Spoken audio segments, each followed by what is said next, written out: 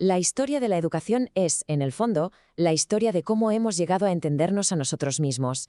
Y para explorar esta evolución vamos a empezar con un caso real, uno increíble, el de un niño que hace más de 200 años puso patas arriba todo lo que creíamos saber sobre la naturaleza humana.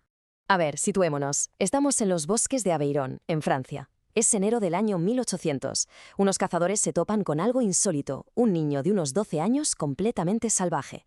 No hablaba, parecía no sentir el frío glacial y se movía casi como un animal. Este hallazgo no fue una simple anécdota, no, fue una conmoción total que encendió una mecha que cambiaría la pedagogía para siempre. A este niño lo bautizaron como Víctor. Cuando lo llevaron a París, se convirtió en una especie de celebridad científica, el centro de un debate, pero que muy acalorado. No usaba el lenguaje, pasaba de los estímulos sociales, pero curiosamente reaccionaba con una viveza increíble a los sonidos del bosque. La gran pregunta ¿era un caso perdido? ¿La prueba de que o naces humano o no hay nada que hacer? ¿O había algo más? Y aquí, claro, chocaron dos visiones del mundo. Por un lado, un psiquiatra famosísimo, Philippe Pinel, que lo despachó rápido, idiota incurable. Dijo que su condición era de nacimiento, que no tenía remedio y que lo mejor era internarlo en un asilo.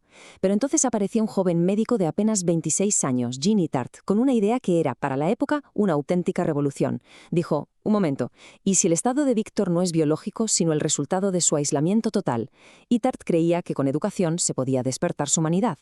Así que Itard se llevó a Víctor a su propia casa y durante 5 años se dedicó en cuerpo y alma a un programa educativo pionero, metódico, increíble. Tenía 3 objetivos muy claros. El primero, entrenar sus sentidos, que aprendiera a distinguir el frío del calor, los sonidos, las texturas.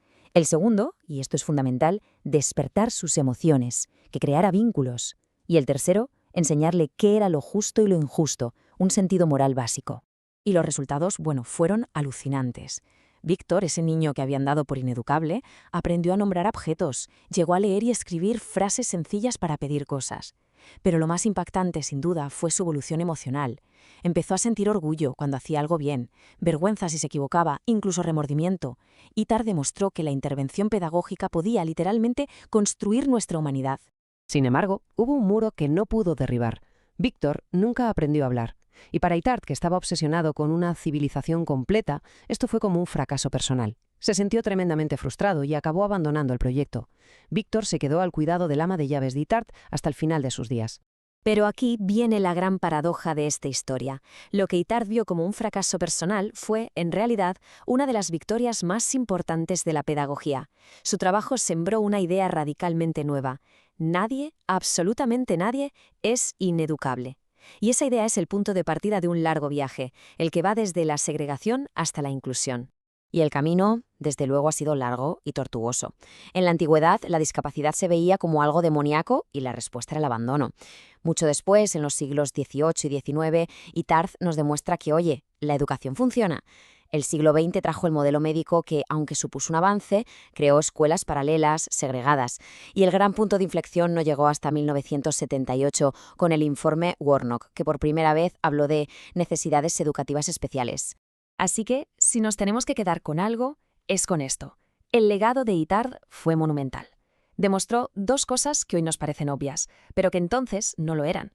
Que nadie es ineducable y que nuestro desarrollo como seres humanos depende de manera crítica del contacto social.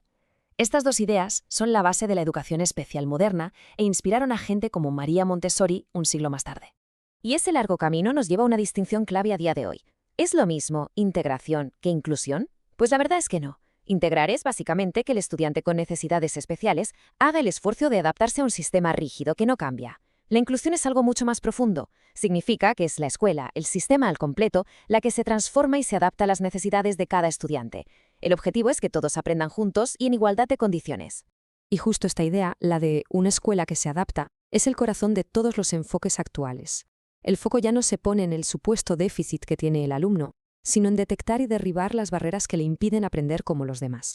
El primer gran enfoque es lo que se conoce como el modelo social, y su idea es muy potente.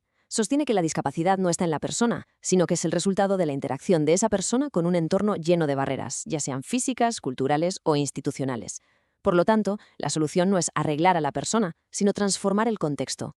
Y de ahí nace la pedagogía inclusiva y, en particular, el diseño universal para el aprendizaje, o DUA. La lógica es aplastante. En vez de diseñar una clase estándar y luego tener que hacer apaños o adaptaciones para quienes no encajan, ¿por qué no diseñamos la enseñanza desde el minuto 1 para que sea flexible y accesible para todo el mundo? Es pensar bien desde el principio. Otro concepto que lo está cambiando todo es el de neurodiversidad. Este enfoque defiende que condiciones como el autismo, el TDAH o la dislexia no son enfermedades que haya que curar, son simplemente variaciones naturales del cerebro humano. Son formas distintas de procesar el mundo y son igual de válidas. Se trata de apoyar esas diferencias, no de intentar eliminarlas. Todo esto desemboca en poner la atención en las BAP, las barreras para el aprendizaje y la participación. La responsabilidad cambia del lado. Ya no nos preguntamos ¿qué le pasa a este estudiante?, sino que la pregunta ahora es ¿qué barreras hay en nuestra escuela que le están impidiendo aprender y participar plenamente? Muy bien, todo esto suena genial en la teoría, pero ¿dónde podemos verlo en acción de forma clara, dinámica y tangible? Pues en un lugar que todos conocemos muy bien, en la educación física y el deporte. Pues veamos cómo se consigue. A veces es tan sencillo como adaptar un poco las reglas de un juego para que todo el mundo pueda jugar. Otras veces se crean grupos flexibles mezclando distintas habilidades para que colaboren entre sí. También se puede usar material adaptado o tecnología. La clave es personalizar el aprendizaje sin rebajar las expectativas para nadie. Y lo mejor es que los beneficios de esto van mucho, pero mucho más allá de la cancha. Un deporte inclusivo, claro, mejora la salud física, pero es que también fortalece las habilidades sociales, enseña a colaborar, a resolver conflictos. Normalizar la diversidad en el juego desde que somos pequeños es una herramienta poderosísima para eliminar estigmas y prepararnos para vivir en una sociedad que, nos guste o no, es plural. Y así, casi sin darnos cuenta, cerramos el círculo. La historia que empezó con aquel niño encontrado en un bosque nos ha llevado a un replanteamiento total, no solo de la educación, sino de nuestra ética como sociedad. Este viaje que hemos hecho, desde el abandono de Víctor hasta la pedagogía inclusiva de hoy, no es un simple cambio de métodos educativos. Es algo mucho más profundo. Es un cambio de valores. Hemos pasado de un modelo que buscaba normalizar o arreglar a la persona a un enfoque basado en los derechos humanos que exige que sea el sistema el que garantice la participación de todos. La historia de Víctor nos dejó una lección que no caduca y que se resume perfectamente en esta frase.